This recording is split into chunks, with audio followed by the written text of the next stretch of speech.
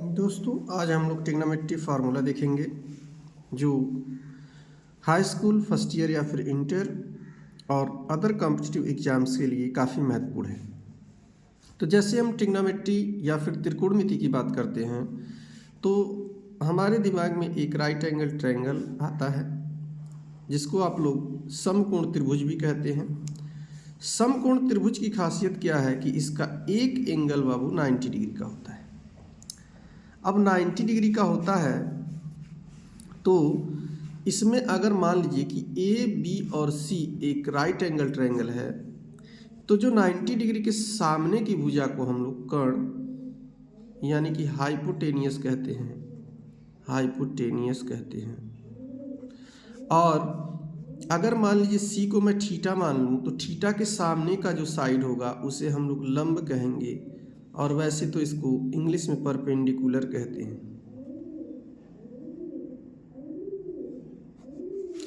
और जिस पे थीटा और 90 डिग्री दोनों हैं वो होता है आपका आधार जिसको हम लोग बेस कहते हैं। इसको इस तरह से भी समझ सकते हैं कि जैसे मान लीजिए कि यहाँ से आप इस ट्रायंगल को देख रहे हैं तो इस पे खड़े रहेंगे यहाँ पे, तो ये आपका बेस हो गया, जिसको देखेंगे वो लंब हो गया और 90 डिग्री का जो साइड है वो कर्ण हो गया। यहाँ पे एक बात और आपको समझना है कि इसी ट्रायंगल में अगर मान लीजिए आप ए से देखते हैं, सपोज दैट कि मान लीजिए यही ट्रायंगल है और इसको आप ए से देखें यानी कि 90 डिग्री तो यही रहे, A B C triangle same है। अब ये मान लीजिए ये तो थीटा था और इसको मैंने अल्फा मान लिया। अगर मान लीजिए आप यहाँ से देखते हैं तो अब यहाँ से आप देखेंगे तो इसका अर्थ हो गया कि 90 और जो थीटा यानी कि अल्फ़ा है वो इस पे आ गया, यानी कि जब यहाँ से देखेंगे तो यहाँ पे खड़े रहेंगे तो ये वाला आपका बेस हो गया यानी कि आधार हो गया, और जिसको देखेंगे यानी ये वाला आपका लंब हो गया और 90 डिग्री के सामने जो होगा वो कर्ण होगा। इसका अर्थ ये हुआ कि कर्ण नहीं बदलता है, जबकि थीटा के आधार पे आपका लंब और आधार बदल सकता है। ठीक है, और क्योंकि देखिए यहाँ पे जैसे थीटा आपने लिया तो ये लंब हो गया और ये आधार और ये कर्ण, और यहाँ पे आपने ये अल्फा ले लिया तो इसके सामने वाली साइड ये आपकी लंब हो गई और ये वाला आधार और ये कर्ण, तो कर्ण दोनों में नहीं बदला है, कर्ण दोनों में ऐसी ही भुजा है। ठीक है, अब इसके बाद हम लोग देखते हैं ट्रिग्नोमेट्रिक रेशियो। तो हम लोग 6 ट्रिग्नोमेट्रिक रेशियो होते हैं उसकी बात करेंगे। जैसे कि पहला जो इस ट्रायंगल के भुजाओं पे आधारित है। पहला देखिए थीटा के सामने लंब है और मैं पहला ट्रिग्नोमेट्रिक रेशियो ले रहा हूँ साइन थीटा।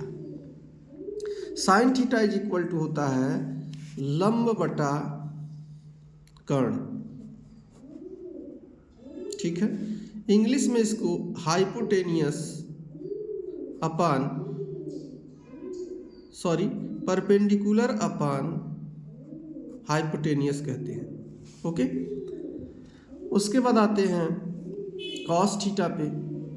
तो cos theta is equal to होता है आधार बटी कर्ण, और वैसे अंग्रेजी में इसको कहेंगे बेस अपान हाइपोटेनियस। उसके बाद आपका टेन आता है, tan theta is equal to होता है लंब बटा आधार। तो लंब को हम लोग परपेंडिकुलर कहेंगे और आधार को बेस कहेंगे। ये 3 रेशियो हो गए। ठीक 3 रेशियो इसी प्रकार का और आता है, जैसे कि आपका हो गया कॉसेक थीटा। तो कॉसेक थीटा में हम बात करेंगे, सबसे पहले हम कॉसेक ना कॉट की बात कर लेते हैं। कॉट थीटा जो होगा वो होगा आधार बटे लंब। ठीक है, यानी कि बेस अपान परपेंडिकुलर। उसके बाद आपका आता है sec theta. Sec theta is equal to होता है कर्ण बटा आधार, इसका मतलब हाइपोटेनियस अपान बेस। और उसके बाद आपका आता है कॉसेक थीटा जो कि होता है कर्ण बटा लंब, यानी कि हाइपोटेनियस अपान परपेंडिकुलर।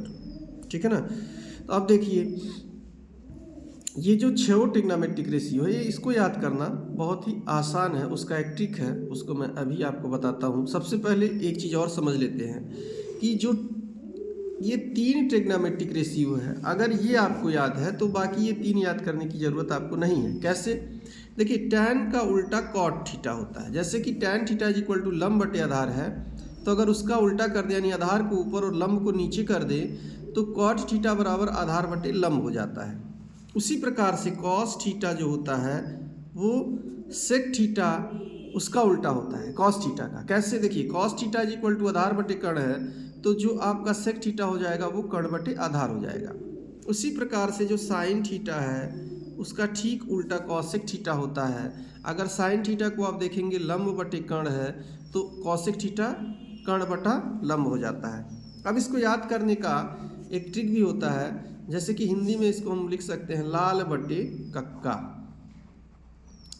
लाल बटे कक्का से क्या तात्पर्य है? यल फॉर लंब, ए फॉर आधार और के फॉर कर्ण। ओके, अब देखिए, पहले वाले को अगर आप साइन मान लें तो साइन का रेशियो होता है लंब बटे कर्ण। दूसरा आपका कॉस होता है, कॉस का हो जाएगा आधार बटे कर्ण। और तीसरा आपका टैन होता है, तो टैन बराबर हो जाएगा लंब बटे आधार। अब इसका ठीक उल्टा, साइन का उल्टा कॉसेक होता है, तो आप नीचे से इसको देखिए, तो cosec is theta is equal to हो जाएगा कर्ण बटे लंब। कॉस का उल्टा सेक होता है, तो सेक इज इक्वल टू कर्ण बटा लंब, कर्ण बटा आधार। और टैन का उल्टा कॉट होता है, तो cot theta is equal to हो जाएगा आधार बटे लंब। ये बात आपको क्लियर हो चुकी होगी। अब इसके आगे हम बात करेंगे। इसके आगे जो है, इसमें हम लोग अब देखेंगे कि कौन किसके अपोजिट होता है। अभी अभी मैंने आपको बताया कि साइन का जो अपोजिट होता है वो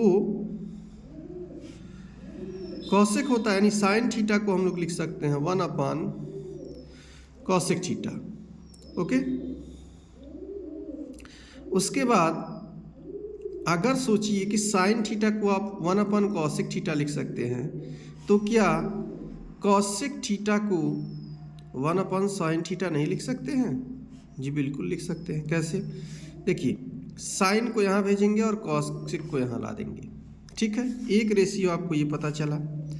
दूसरा आपको ध्यान रखना है कि जो कॉस थीटा होता है वो 1 अपान सेक थीटा होता है। ओके, तो जब cos theta is equal to 1 upon sec theta होगा, तो अब सेक को यहाँ ले जाएंगे, कॉस को यहाँ लाएंगे, तो क्या इसको हम ऐसे नहीं लिख सकते हैं? Sec theta is equal to 1 upon cos theta. बिल्कुल क्लियर हो गया होगा आपको। तीसरा देखिए, अभी अभी मैंने आपको बताया कि टैन थीटा जो होता है उसका उल्टा कॉट होता है। इसका मतलब tan theta is equal to 1 upon cot theta.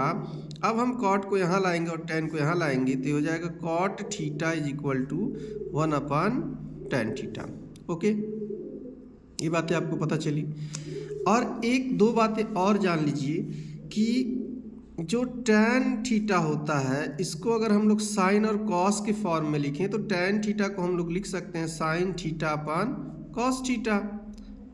अब इसी आधार पे सोचिए, टैन का उल्टा कॉट होता है, तो कॉट थीटा को आप लिख सकते हो, इसको कॉस को ऊपर ले जाओगे तो cos theta upon sine theta. Okay, is that clear? ये तो क्लियर हो गया होगा आपको। इसी बेस पे 3 फार्मूले और बनते हैं जो आपको विशेष रूप से ध्यान रखना होगा। जैसे कि sign theta into cosec theta अगर किया जाए तो इसकी वैल्यू 1 हो जाती है। अब आप सोचेंगे कैसे? तो अभी अभी आपको बताया गया है कि साइन थीटा जो होता है, देखिए ऊपर साइन थीटा 1 अपन कॉसेक थीटा लिख सकते हैं। तो अगर इसको आप प्रूफ करना चाहो तो लिखेंगे LHS is equal to sine theta into cosec theta. अब चूंकि हम जानते हैं कि साइन थीटा को तो साइन थीटा ही रहने दो, पर क्या साइन थीटा के जगह देखिए यहाँ पे हम लोग 1 अपन कॉसेक थीटा रख सकते हैं। ठीक उसी प्रकार से कॉसेक थीटा की जगह 1 अपन साइन थीटा तो रख ही सकते हैं ना। तो एक इंटू करके हम लोग यहाँ पे 1 अपन साइन थीटा रख देंगे और ये साइन से साइन कैंसिल हो जाएगा, तो बचेगा आपका 1। ठीक है, तो ये बात प्रूफ हो गई कि sign theta into cosec theta क्या होगा? 1 होगा। अब दूसरी बात कर लेते हैं। दूसरा आपका ये है कि अगर इसी प्रकार से देखा जाए तो मैं लिख सकता हूँ कि cos theta into sec theta is equal to 1 होगा। क्यों? आप देखते हैं, इसको प्रूव कर लेते हैं। देखिए कॉस थीटा, LHS पहले लिख लेते हैं, LHS is equal to cos theta into sec theta. ठीक है, तो कॉस थीटा को तो कॉस थीटा ही आप रहने दो, और यहाँ देखिए फार्मूले में cos theta is equal to 1 upon sec theta, लेकिन उसी सेक थीटा को 1 अपन कॉस थीटा भी तो लिख सकते हैं। तो सेक थीटा की जगह हम लोग क्या लिखेंगे? 1 अपन कॉस थीटा, और इस प्रकार से इसको कैंसिल करेगा, ये 1 हो जाएगा। ठीक है, ये दूसरा फार्मूला भी आपको समझ में आ गया। तीसरा होता है कि tan theta into cot theta is equal to 1। अब ये कैसे होगा, इसको भी देख लीजिए।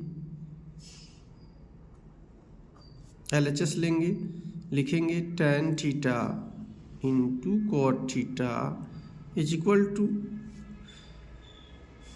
tan थीटा की जगह अभी मैंने आपको फार्मूले में बताया, ऊपर देखिए tan थीटा की जगह लिख सकते हैं साइन अपन कॉस थीटा, और कॉट थीटा की जगह लिख सकते हैं कॉट अपन tan theta, sine theta. Okay, तो मैं यहाँ पे लिख देता हूँ कि tan थीटा की जगह क्या लिखूँगा? साइन थीटा अपान में कॉस थीटा, और यहाँ पे लिखेंगे कॉस थीटा अपान में साइन थीटा। ओके, तो कॉस से कॉस कटेगा, साइन से साइन कटेगा, तो 1 आएगा। ठीक है, तो ये भी प्रूफ हो गया। इस प्रकार से आपको 3 फार्मूलों को ध्यान में रखना है। पहला तो ये कि sign theta into cosec theta जो होता है वो 1 होता है। दूसरा फार्मूला आपको ध्यान रखना है कि cos theta into sec theta जो है वो 1 होता है, और तीसरा tan theta into cot theta जो है वो भी आपका 1 होता है। ओके, अब इसके बाद इसका नेक्स्ट फार्मूला मैं अगले वीडियो में आपको बताऊंगा। अगर आपको वीडियो पसंद आया हो तो प्लीज़ लाइक करें, सब्सक्राइब करें। Thank you.